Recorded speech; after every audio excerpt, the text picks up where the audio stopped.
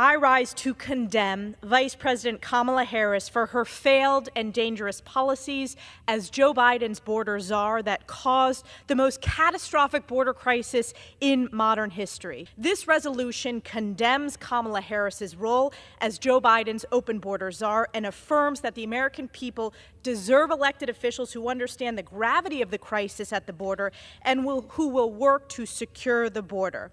Now, Democrats will try to run from this record, but they cannot hide. Joe Biden's open border czar, Kamala Harris, and every elected Democrat is responsible for this border crisis, along with every other aspect of Joe Biden's failed and feckless record, which brought not only the border crisis, but skyrocketing Bidenflation, surging violent crimes, chaos, and weakness around the world. Here we go again. The Republican majority made their appropriations bills so extreme that they can't pass the vast majority of them with votes from their own party. So instead, we're going to come here to the floor and waste our time as they politicize the work that we are doing here in Congress and use this time to attack the vice president. And the only reason that Republicans are doing this today is to distract the American people from the fact that they still can't get anything done here on the House floor that will actually benefit the American people. It's no wonder the leader of their party has been convicted on 34 felony counts and has a Trump Project 2025 agenda that will take total control over people's lives. That agenda includes plans for mass deportations, including spouses and children of U.S. citizens, dreamers, essential workers, and farm workers. Let's not forget that roughly 22 million people in America live in mixed status families where at least one person is undocumented. So when Donald Trump and Republicans are talking about mass deportations, they're talking about tearing apart American families. Joe Biden and Kamala Harris are to blame for this historic crisis. Their policies stopped the construction of the border wall, ended President Trump's remain in Mexico, and released the largest number of illegals into the United States in history. Since Kamala Harris became the open border czar, monthly encounters have surpassed even the highest month under President Trump. Kamala Harris has failed in overseeing American safety by refusing to secure the border. She has proved that she is unfit to lead, and I strongly urge my colleagues to join me in supporting this resolution. Thank you. I yield back the balance of my time. They can't pursue their impeachment claims, their fake impeachment claims of Joe Biden or any other number of people that they've targeted because Joe Biden is no longer running for president.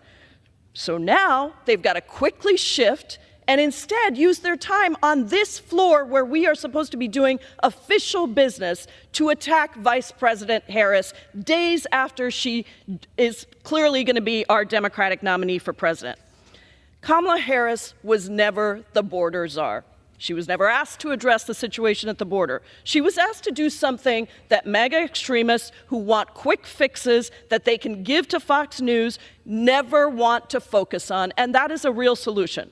She was narrowly tasked with developing agreements that could help bring government and private sector investments to those countries that are sending migrants to the United States so that those countries could help strengthen the conditions in those countries. And she did so, most significantly in Mexico, Guatemala, El Salvador, Honduras. She brought billions from private sector investments to support government funding for entrepreneurs, to ensure labor rights, to strengthen food security, and launch projects across those countries that invested in financial inclusion, healthcare, climate finance, and affordable housing. Those are the things that will keep migrants in their home countries. Trump's Project 2025 calls for the end of protections for dreamers and family-based immigration.